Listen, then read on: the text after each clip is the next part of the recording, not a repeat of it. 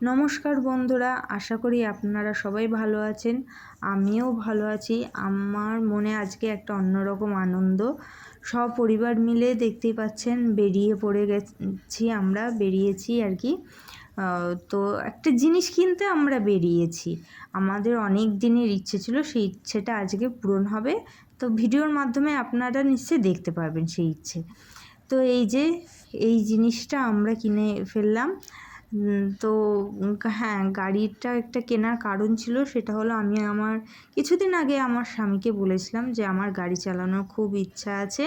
তো তুমি তো ড্রাইভিং জানোই, তো আমাকেও ড্রাইভিংটা শিখিয়ে দাও। তো ড্রাইভিং শেখার জন্য তো গাড়ি লাগবে, সেই জন্যই গাড়িটা কেনা। তো দেখে বুঝতেই পাচ্ছেন যে এটা একটা সেকেন্ড হ্যান্ড গাড়ি। সেকেন্ড হ্যান্ড গাড়ি কেনারও একটা কারণ আছে। তো সেটা হচ্ছে যে ওর বাবা প্রথমে বলেছিল যে নতুন গাড়ি কিনবো, তা আমি বারণ করলাম। কারণ আমার নতুন হাত, আমি শিখিনি এখনও পর্যন্ত। সবে শিখতে গিয়ে কোথায় চোট খাবে, কোথায় কি হবে না হবে বলা যায় না। তো নতুন গাড়ির ক্ষেত্রে কি একটা মায়া বসে যায় যে মানে অনেক টাকা দিয়ে জিনিসটা কিনলাম অথচ ক্ষতি হয়ে গেল, এরকম একটা থাকে। কিন্তু সেকেন্ড হ্যান্ড গাড়িতে অতটাও মন খারাপ করে না। তো আমি ওর বাবাকে বলেছিলাম যে তুমি আগে সেকেন্ড হ্যান্ড গাড়ি কেনো, আমার মানে ড্রাইভিংটা শিখে আমি হাতটা পাকা করে নিই, আমার লাইসেন্সটা বেরোক, তারপরে একটা নতুন নয় গাড়ি কেনা হবে। তো ওর বাবা সব দিক দিয়ে ভাবনা চিন্তা করে বললো ঠিক আছে, তাহলে সেকেন্ড হ্যান্ড গাড়িতেই তুমি আগে হাত প্র্যাকটিস করে নাও, তারপরে দুজনে মিলে নতুন একটা গাড়ি নয় কিনে নেবো পরে। তো মানে বলাও সারা আর কিনেও ফেললাম। খুবই তাড়াতাড়ি কিনে ফেলেছি আর কি ডিসিশান নিয়ে। তো এখানে নতুন গাড়িতে খুব একটা বেশি পেট্রোল ছিল না, তো সেই জন্য পেট্রোল ভরে নিলাম এখানে। আর আমরা যে গাড়ি করে আগে আসছিলাম সেই গাড়িতে, ওনার গাড়িতেও পেট্রোল খুব কম ছিল, তো উনিও ভরে নিল। তো যাই হোক, দুটো গাড়িতে পেট্রোল ভরে নিয়ে আমরা এবার সেখান থেকে রওনা দিলাম বাড়ির উদ্দেশ্যে। বাড়িতে আবার শাশুড়িমা বরণ করার জন্য রেডি হয়ে বসে রয়েছেন। তো প্রায় কৃষ্ণনগরের যাওয়ার জন্য মানে অর্ধেক রাস্তা আমরা পৌঁছেই গেছি, আর কিছুক্ষণ পরে কৃষ্ণনগরে ঢুকে যাব। তো বৃষ্টিটা এখন একটু বন্ধ হয়েছে, তাও কাজটা লাগিয়ে দিলাম, কারণ হচ্ছে ভেতরে যেহেতু এসি চলছে সেই জন্য কাজটা তো লাগাতেই হবে। তো এবার আমরা চললাম আমরা বাড়ির দিকে। তো যেটা মানে এত মনে আনন্দ হচ্ছে যে আজকে মানে কি বলবো, বলার মতো কোনো ভাষাই পাচ্ছি না। হ্যাঁ, অনেক দিনের আমার একটা ইচ্ছে ছিল, সেই ইচ্ছেটা পূরণ হচ্ছে। মানে বেশ মনে আনন্দই হচ্ছে, ছেলে মেয়েদেরও মনে আনন্দ হচ্ছে। ওরা তো ঠিক করছে গাড়ির মধ্যে কী কী সাজাবে, কীভাবে সাজাবে না সাজাবে, ওরাও ঠিক করছে। তো একটা নতুন জিনিস কেনা যে মনের মধ্যে কত আনন্দ হয় সে মানে বলে বোঝানো যাবে এই না।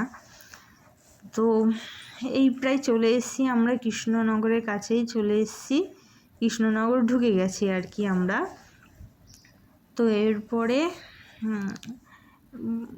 সব কি আর বলবো, বলার মতো আর ভাষাই নেই।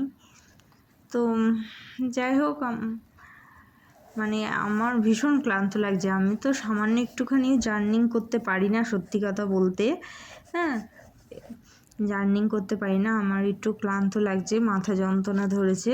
তো সেই জন্য মেয়েকে বললাম তুই ভিডিওটা কর। আর এখানে দেখুন কি সুন্দর আকাশটা লাগছে, সুন্দর লাগছে, মেঘলা আকাশও যে এত ভালো লাগে বলার কথা না। বৃষ্টিটা কমে গেছে, দিয়ে একটু রোদ যে বেরিয়েছে, আকাশটা অপূর্ব লাগছে দেখতে। তো বাড়ি চলে এসেছি, আমার শাশুড়ি মা এবার বরণ করবে গাড়িটা আস্তে আস্তে করে গ্যারেজের ভেতরে ঢুকছে। আমাদের গ্যারেজটা অনেকটাই বড় গ্যারেজ, তো এই গাড়িটাও কম ছোট না, গাড়িটাও ভালোই বড় দেখলাম। গ্যারেজের মধ্যে ঢুকে যাবে, তো গ্যারেজে আর দাঁড়ানো যেহেতু জায়গা থাকবে না, সেই জন্য আমরা এবার বাইরের দিক থেকে বরণ করব বলে ঠিক করলাম। তো এই বাইরে বেরিয়ে এসেছি, এবার বরণ করে নেবে আমার শাশুড়ি মা।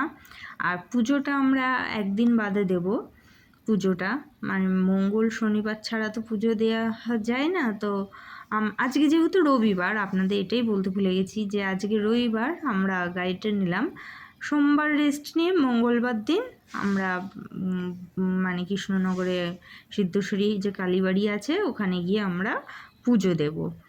তো এখানে সব মানে কি বলবো, মানে এত ক্লান্ত হয়ে গেছি আমি, সামান্য 1.5 ঘন্টা গাড়ি চড়ে, মানে আর শঙ্খ বাজানোর ক্ষমতাই হচ্ছে না। শঙ্খ সে কিছুতেই বাজাতে পারছি না, মুখ দিয়ে আর ফু আর বেরোচ্ছে না। হ্যাঁ, আজকে অবস্থা খারাপ, বরণ করতে গিয়ে শঙ্খ বাজাতে পারছি না, কীরকম বাজে লাগছে আমার নিজেরই। হ্যাঁ, শরীর আর ভালো লাগছে না। শঙ্খটা ছেলেকে দিলে ভালো করতাম, ছেলে সুন্দর শঙ্খ বাজাতে পারে, কিন্তু ওইদিকে আবার আমার শাশুড়িমা প্রদীপ ধূপকাঠি দুটো একসাথে ধরতে পারছে না, বয়স হয়েছে তো একা একা পাচ্ছে না। তো ছেলেকে বললাম যে তুই একটু ঠাম্মির হেল্প কর, আমি এদিক থেকে দাঁড়িয়ে আছি। তো এই যে আমার শাশুড়ি মা আর আমার ছেলে দুইজনে মিলে এই বরণ করছে। তো অনেক দিন পর মনের একটা আশা পূর্ণ হলো বলতে কি একটা স্টেপ এগোলো, আবার হবে। হ্যাঁ, আবার হবে বলতে আর কি, এবার আমি ড্রাইভিং চালানো শিখবো।